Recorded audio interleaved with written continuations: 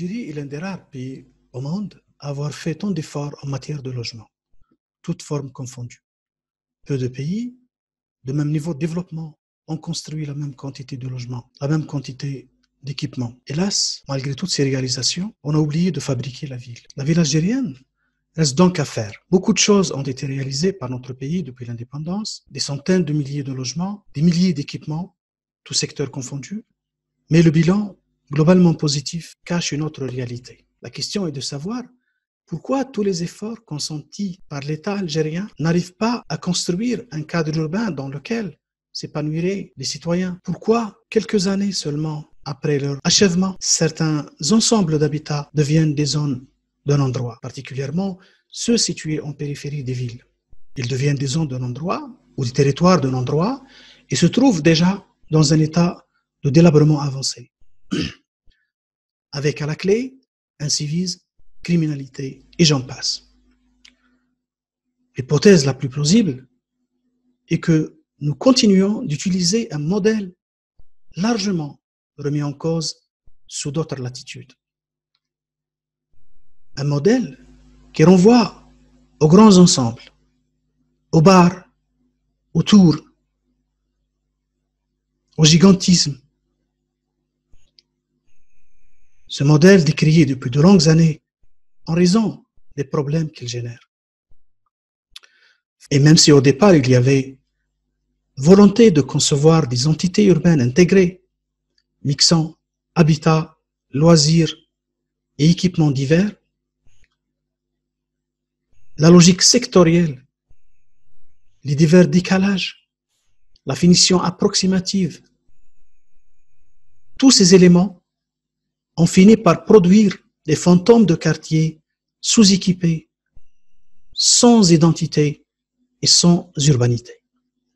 La ville demeure, comme chacun le sait, une entité complexe, constituant l'objet d'études de plusieurs disciplines, économiques, sociales, culturelles et environnementales, créant, conjuguer la synergie nécessaire à l'émergence d'une cité. Mais il est facile de noter que la dimension physique et spatiale reste le parent pauvre des discours et des pratiques. Un scan discursif rapide permet de révéler l'existence de deux échelles qui se neutralisent. D'un côté, celle de la planification urbaine et de l'aménagement du territoire, et de l'autre, celle du bâtiment-objet. Une démarche alternative centrée sur l'objet urbain, le maillon qui relie les deux, reste donc à réinventer. C'est pour cette raison que je vais me concentrer sur l'outil d'aménagement de base.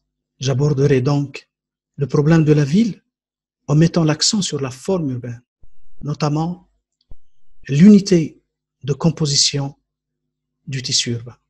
Devant l'ampleur de la tâche, je traiterai la ville algérienne sur 4 vidéos traitant successivement des éléments suivants. La première va s'intéresser aux extensions récentes, les cités résidentielles et les villes nouvelles. C'est la vidéo d'aujourd'hui. La deuxième s'intéressera aux extensions en lotissement planifié ou non. La troisième s'intéressera au centre-ville, à sa déliquescence, aux substitutions violentes que l'on voit actuellement avec toute la spéculation foncière. Et dans la quatrième, on essaiera d'aborder les quelques projets urbains, entre guillemets, esquissés à travers le territoire national et que s'inspirant d'un ancien papier de AA, j'intitulerai « Voyage au pays des timides ». Voilà, bon visionnage. Les premiers ensembles résidentiels collectifs furent construits au milieu des années 70, en faisant appel à l'industrialisation.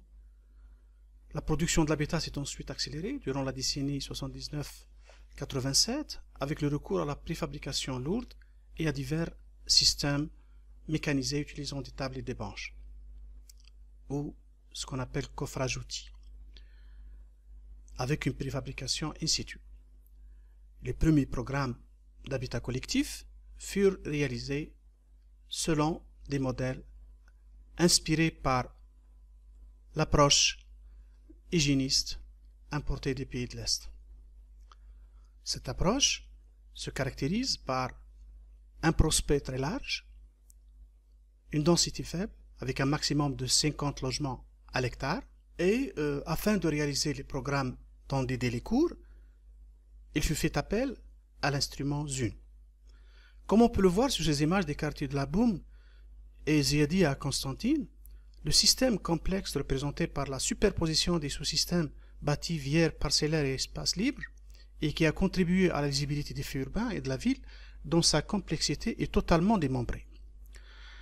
La modélisation montre en fait un tissu urbain effiloché et donc complètement dispersé avec des bâtiments donc implantés selon un prospect très large.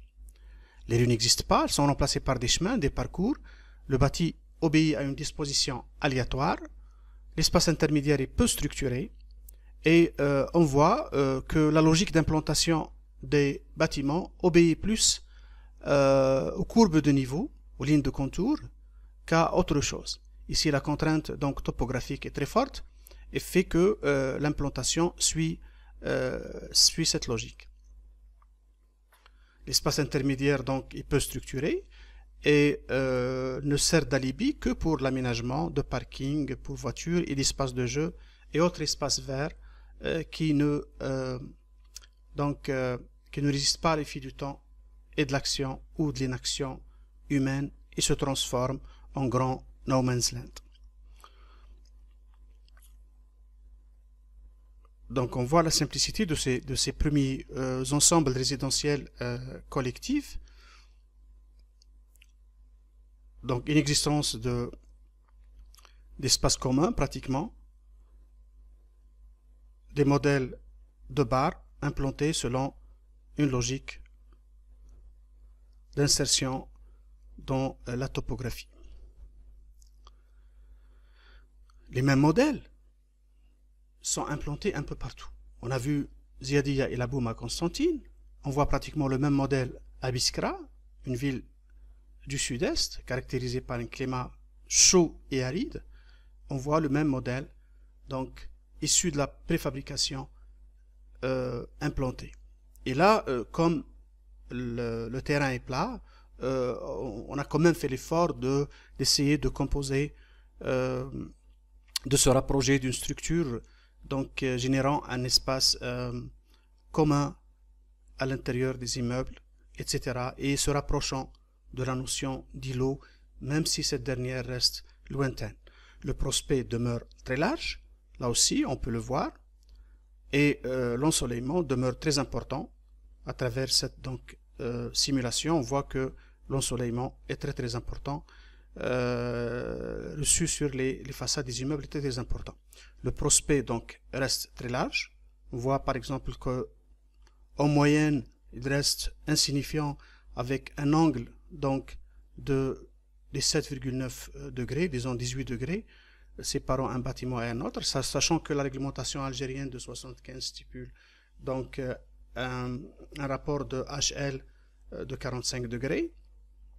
Et donc aucun problème ne se pose pour cette première génération concernant donc le prospect, l'ensoleillement, l'accès à la lumière et au soleil ne se pose pas comme problématique vu que le prospect est très large. Au contraire, ce tissu effiloché et très large pose des contraintes, impose des contraintes climatiques très importantes, surtout en climat chaud et aride comme celui de Biskra et des villes qui lui sont similaires. Voilà, c'est le même modèle importé du nord, pratiquement le même.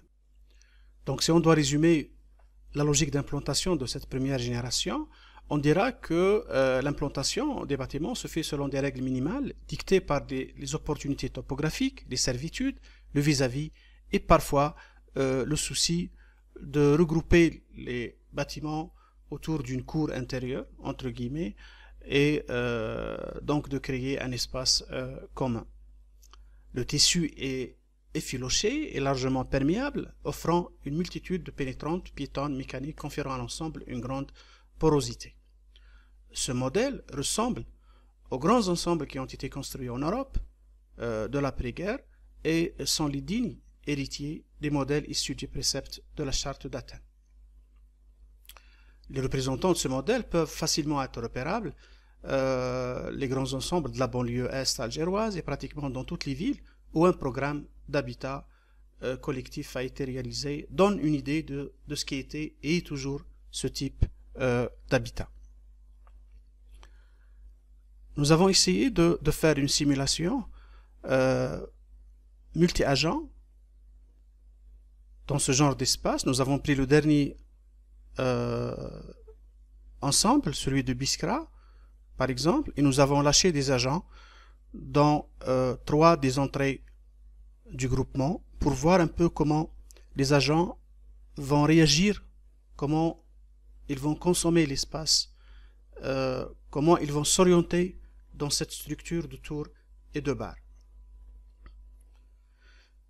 Et donc, en les disposant, les agents vont essayer de retrouver leur chemin, sachant que ces derniers raisonnent uniquement en termes d'opportunités, de forme et d'espace. C'est-à-dire, ils évoluent dans l'espace en fonction des opportunités spatiales et formelles.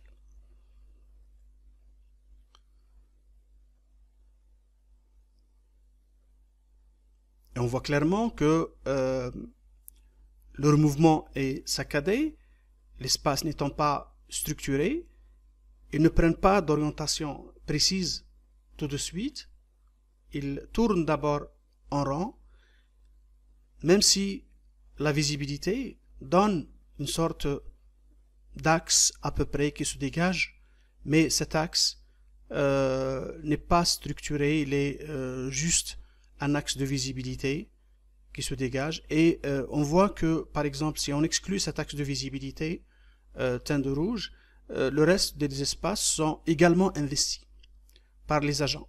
C'est-à-dire les agents investissent les espaces de manière égale. Ça veut dire qu'il n'existe aucune hiérarchisation spatiale claire. On le voit dans l'image d'en haut. Donc, comment les espaces sont également investis, même s'il y a une propension de par la visibilité. La même simulation, on l'a conduite sur le quartier de Bajrah, à Alger, et elle donne sensiblement les mêmes résultats. Donc, mis à part quelques rares espaces structurants qui se dégagent, mais qui ne sont pas le résultat d'une véritable structuration formelle induite par la disposition de bâtiments, mais c'est juste des axes de visibilité qui se dégagent et offrent plus d'opportunités de mouvement aux agents, mais sinon, le reste des espaces est également investi de la même manière, et confirmant donc l'idée de l'inexistence d'une structure ou d'une hiérarchisation spatiale particulière. Ça, c'est un peu le credo des grands ensembles urbains, les premiers des années 70 et 80, qui furent construits selon des modèles de grands ensembles européens, particulièrement ceux des pays de l'Est à cette époque. La deuxième génération a vu l'État abandonner les systèmes industrialisés et revenir à ce qu'on a qualifié de système traditionnel. La densification est allée crescendo avec les programmes lancés pendant les années 99, 2000, 2001 et caractérisée par une densité plus élevée et qui semble s'orienter vers plus de respect de la trame urbaine et vers la structuration de l'espace extérieur. La différenciation entre immeubles composant les angles et les autres immeubles introduit une certaine variété dans les cellules d'habitation.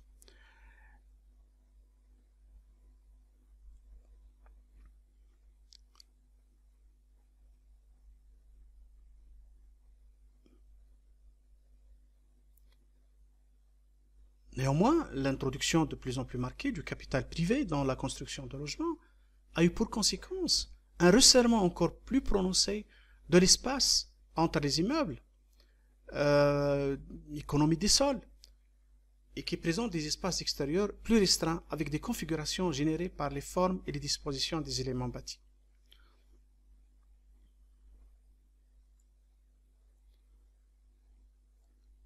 Donc ce prospect faible, en fait, engendre des problèmes d'accès au soleil, qui ne satisfait pas à la réglementation en vigueur, qui est de 2 heures d'accès au soleil par jour. On peut le voir sur cet exemple de l'hidab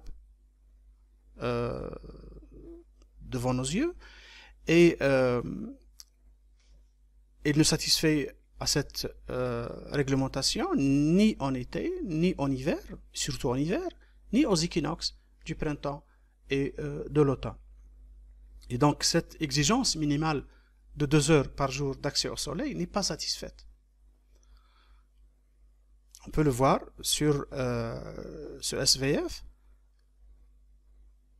À ce niveau-là, ce point par exemple, ici, pris au rez-de-chaussée d'un immeuble, pris au hasard.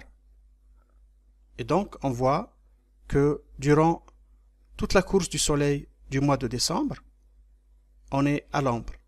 C'est très clair. Et donc la condition minimale n'est pas satisfaite. L'accès au soleil aussi, au niveau des rez-de-chaussée, on peut le voir en bleu à ce niveau-là, ce qui signifie que l'accès est minimal au soleil pour le RDC de cet immeuble, ce qui est assez grave.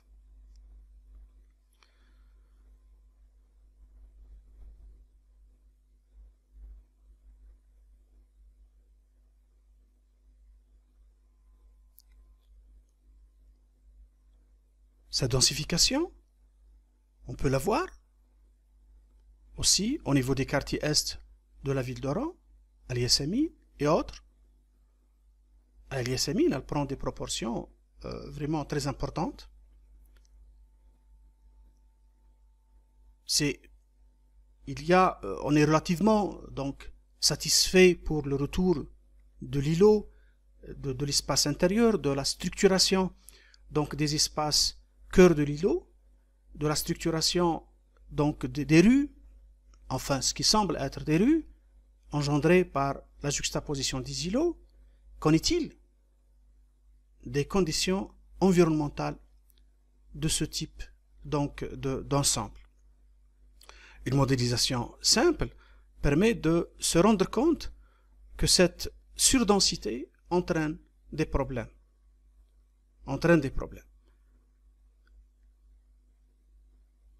Donc le prospect est assez étroit. Là aussi, on constate que l'angle séparant les deux bâtiments est plutôt supérieur à 45 degrés, aux 45 degrés exigés par la réglementation. Et visuellement, on s'aperçoit effectivement que c'est une densité assez importante. Une densité qui n'exclut pas la répétitivité du même modèle, du même type. On aurait préféré que, vu cette densité importante, une variété aurait été la bienvenue. Par exemple, une différenciation de niveau de hauteur pour mieux accéder au soleil, à la lumière, et puis pour créer des lieux différenciés. On peut constater aussi qu'à ce niveau-là, 0 heure pratiquement d'accès à la lumière du jour pour cet immeuble, au soleil pour cet immeuble, ce qui permet de poser des questions ou de se poser des questions.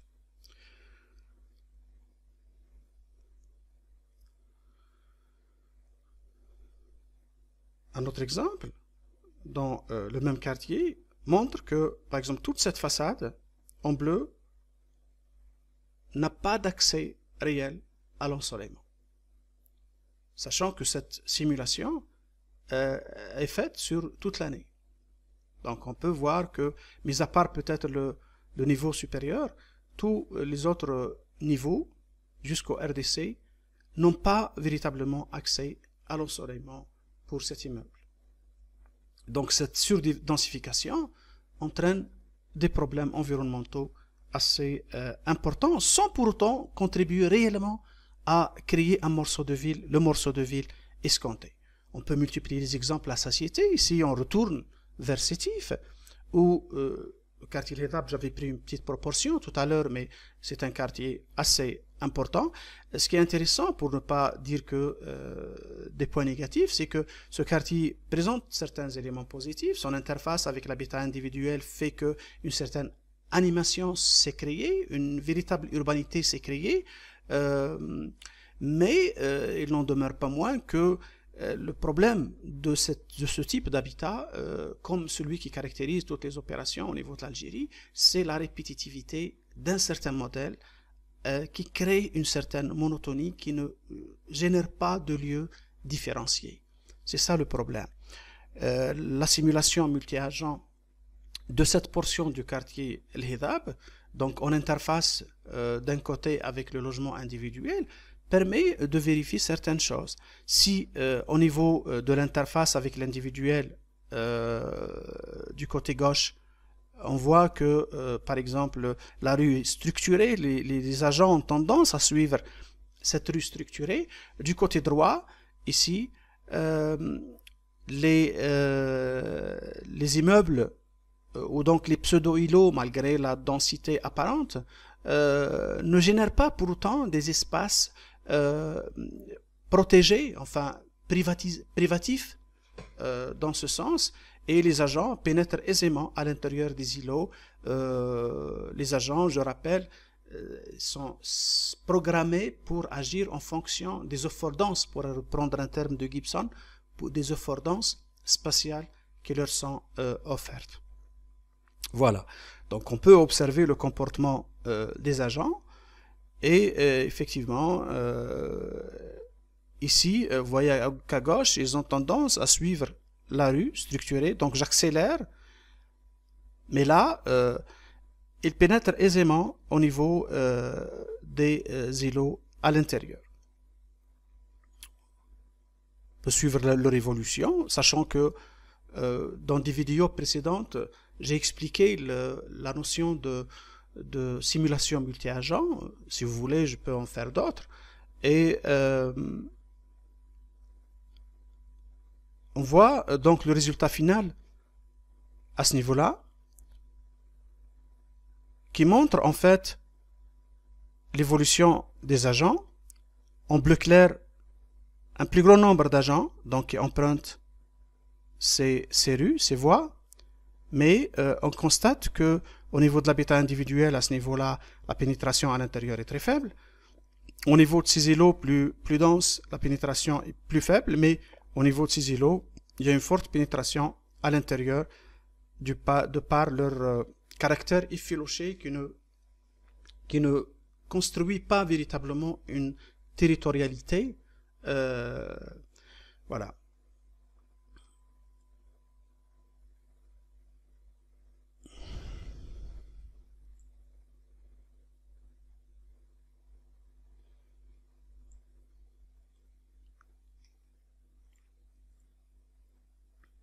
Puis on arrive à une autre typologie, à une autre génération, celle de Adl, de ces bâtiments, de ces tours. Je vais mettre l'accent effectivement sur les tours. Avant cela, je vous lis un texte de Feu Jean-Jacques Deleuze qui parle des problèmes de tours. Il dit, je cite, « Le problème des tours a aujourd'hui deux aspects. Le premier est celui de la tour d'habitation pour le grand nombre, qui se répand depuis quelques années dans la périphérie d'Alger. La norme a été fixée, 15 étages, dominant les bâtiments collectifs de 5 étages que les entreprises avaient imposés au paysage depuis plus de 30 ans. Les tours apparaissent aujourd'hui dans tous les horizons de la ville. Elles sont toutes neuves, toutes propres encore, et peut-être que les nouveaux habitants sont contents d'être aux étages supérieurs avec des vues imprenables. Mais est-on sûr du comportement de ces blocs? Car malgré toutes les garanties avancées par les constructeurs, les ascenseurs marcheraient-ils sans arrêt? Les habitants paieront-ils leurs charges et les gestionnaires utiliseront-ils l'argent versé aux fins d'entretien? Les vies d'ordures fonctionneront-ils sans risque sur l'hygiène? Sociologiquement, comment s'établiront les rapports entre l'occupant du haut et l'activité au sol? La tâche au sol étant encore très ancrée dans les comportements. Par exemple, les enfants qui n'auront peut-être pas le droit d'utiliser seuls les ascenseurs, mais qui aiment naviguer entre le logement et le dehors, où ils retrouvent leurs jeux et leurs copains, ne vont-ils pas être frustrés de leurs activités habituelles? Autant de questions qu'il me paraît utile de poser, chacune impliquant des cohérences qui pourrait bien, à plus long terme, devenir dramatique. On m'a souvent cité l'exemple réel de l'homme âgé du 12e étage qui n'est plus jamais sorti de son logement. Ça, c'est moi qui l'ai rajouté. Et Jean-Jacques Deleuze avait bien raison. Ça, c'est le quartier Adl d'Al Achour à Alger. Un choix clair de Tours.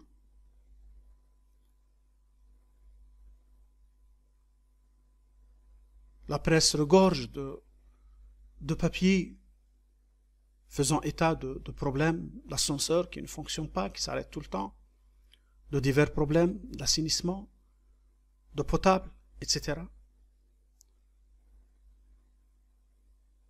Est-ce un choix raisonnable, la tour?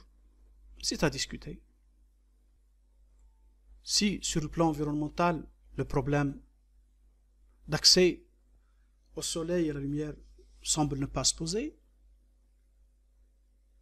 sur un plan de structuration de l'espace urbain, de rapport aux autres, de sociabilité, les choses ne me semblent pas très brillantes. Une simulation de ces tours Adl d'Al Achour montre effectivement que les agents vont investir tout l'espace, tous les espaces, tous les interstices disponibles. Pourquoi? Parce qu'il n'y a pas de rue structurée, il n'y a pas d'espace urbain structuré, il n'y a pas de hiérarchisation, il n'y a pas de territorialisation. Vous allez voir comment les agents vont évoluer et ces agents vont investir l'ensemble des espaces, ils vont tourner en rond, chercher une direction, ne la trouvant pas, ils vont revenir sur leurs pas, etc. jusqu'à finir par investir l'ensemble de l'espace. La tour est un choix. Peut-être que sur un plan de densité, ça paraît intéressant, mais est-ce la seule bonne raison? On voit ici, par exemple, que mis à part ce petit axe de visibilité qui s'affirme, tous les espaces sont également investis par les agents. On le voit clairement sur cette partie de l'image.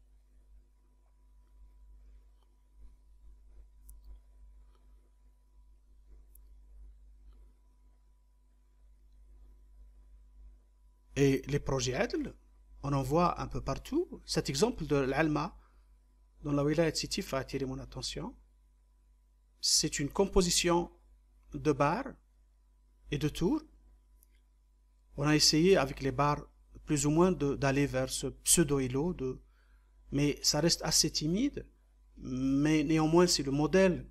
On ne s'éloigne pas du modèle, en fait, qui se répète un peu partout et qu'on est en train de répéter depuis 35 ou 40 ans. Sauf que là, il y a une composition entre bar et tour assez claire dans ce modèle. On le voit également dans la ville nouvelle de Sidi Abdallah. Je reviendrai sur la question des villes nouvelles un peu plus tard. Là, c'est juste pour voir les bars dont on a parlé, cette génération initiée par Adl. Voilà qu'on peut aussi voir à travers la modélisation. Il y a cette volonté donc de regrouper, de créer des intérieurs de cours, je les appellerai comme ça, des cours intérieurs, des cours urbaines, plutôt que des intérieurs d'îlots, parce que ça reste effiloché, tout le monde peut pénétrer. Il n'y a pas de véritable structuration ni de hiérarchisation de l'espace.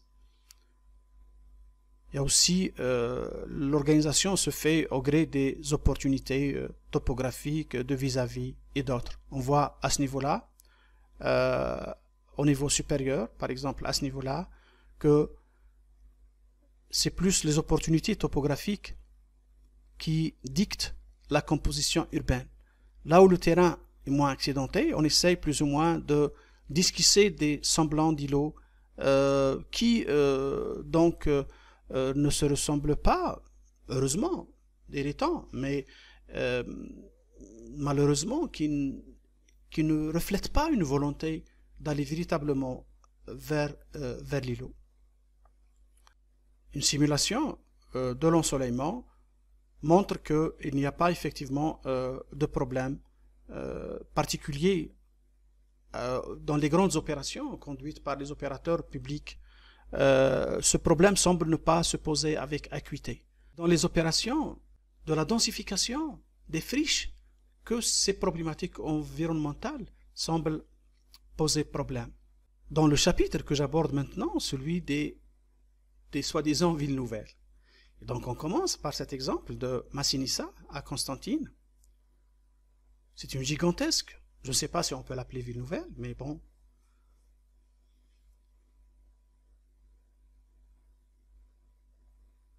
C'est une opération très importante, dominée, comme on voit, par le collectif à ce niveau-là. Une composition urbaine assez monumentale.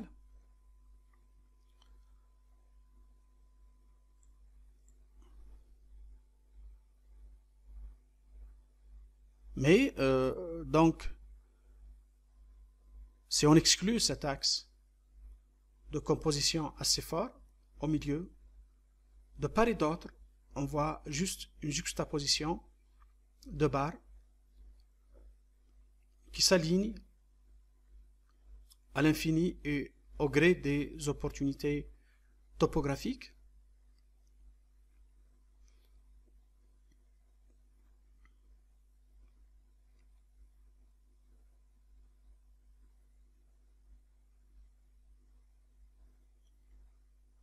Voilà, la simulation montre effectivement la manière de s'implanter.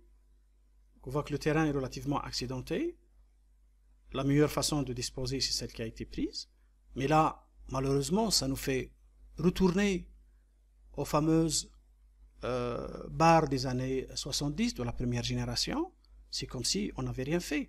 C'est-à-dire que là, on retourne effectivement à une composition urbaine très effilochée, avec un prospect large, qui, à ce niveau-là, dicté par les opportunités topographiques, c'est vrai, on voit les lignes de contour, donc les courbes de niveau qui dictent un peu cette composition, assez difficile sur ce terrain accidenté, mais la réalité est là, on retourne tout simplement, sans se poser beaucoup de questions, vers la typologie la plus ancienne, celle des barres, etc. À propos de villes nouvelles, à quelques encablures de Annaba, on découvre Dra Riche.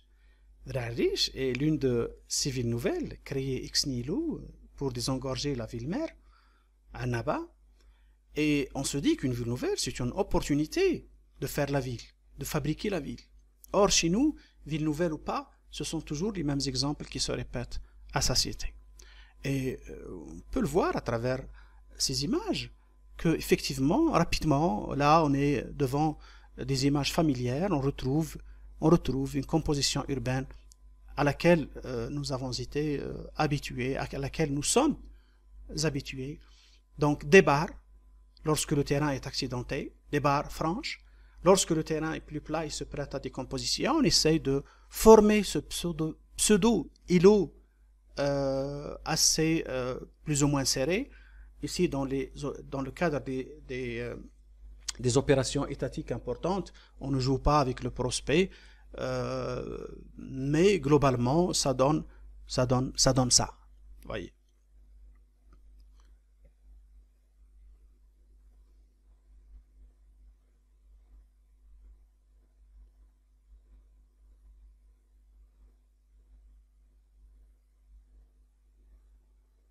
Et lorsqu'on voit la 3D, l'animation du projet présenté certainement au début de l'opération, et qui donne une autre image de cette ville nouvelle de Dra Riche, on se pose des questions parce que la 3D montre une toute autre dimension, une toute autre réalité. Et en voyant la 3D, moi je me disais que finalement, ça c'est un bon projet.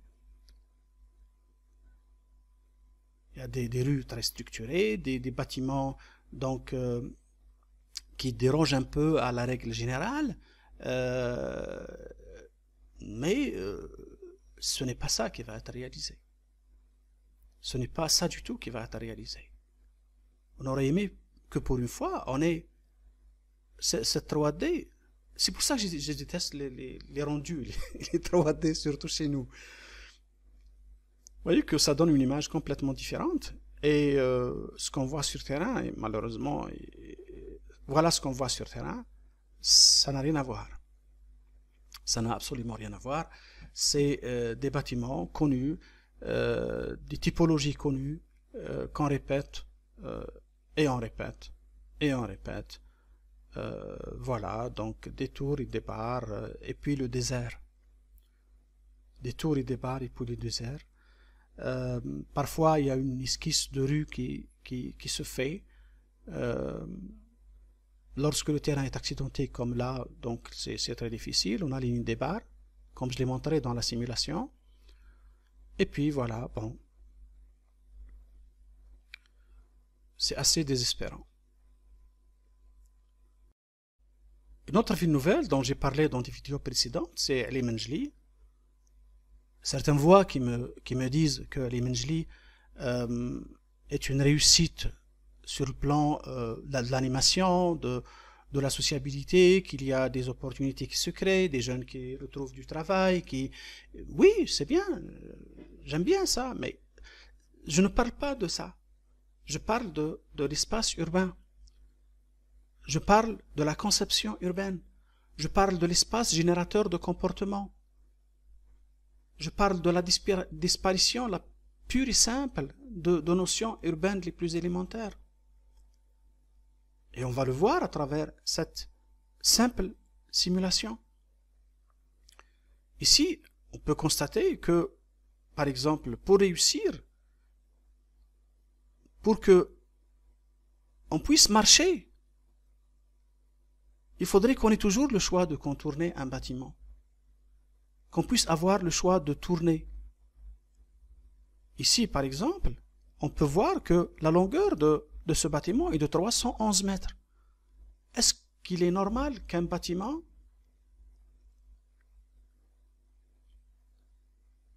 un îlot puisse avoir 311 mètres de longueur?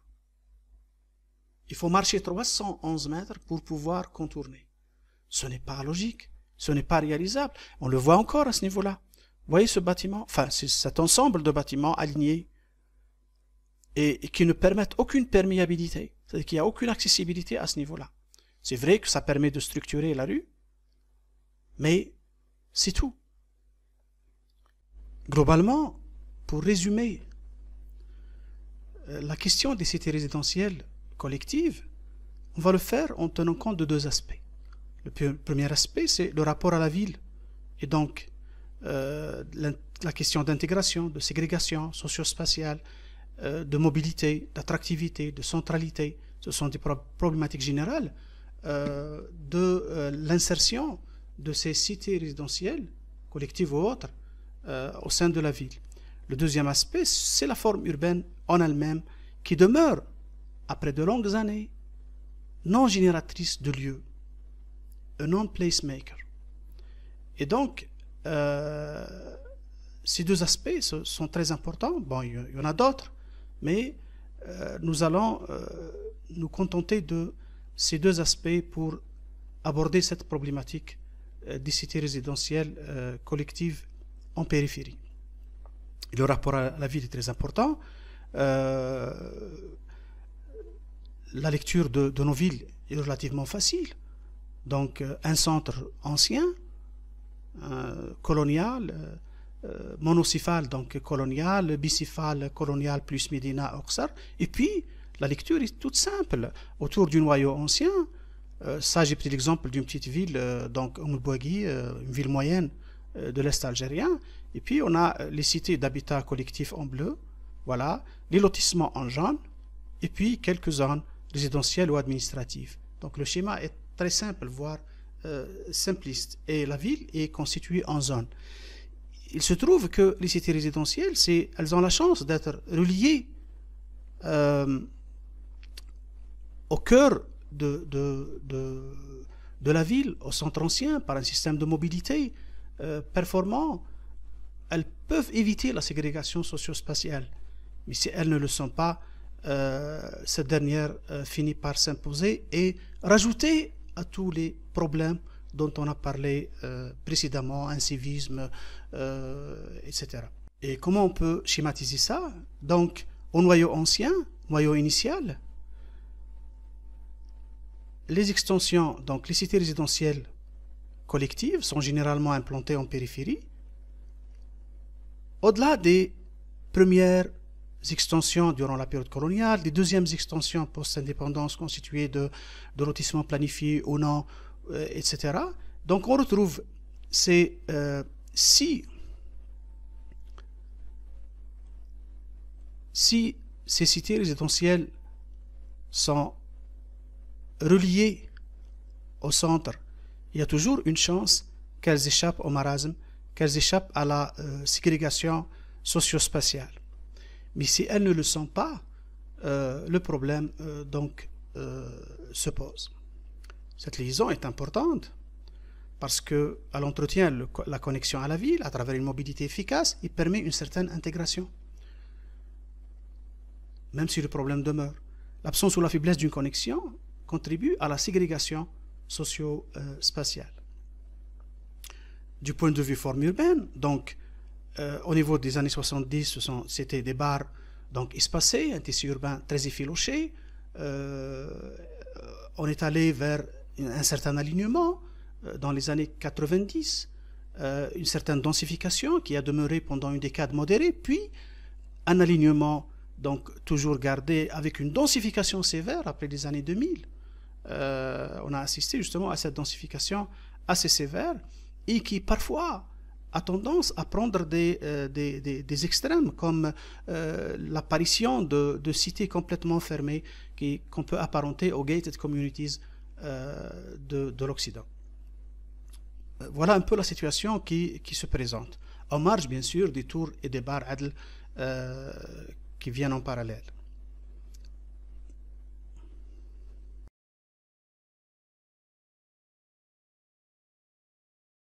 La répétition des mêmes formes ne crée pas de lieu.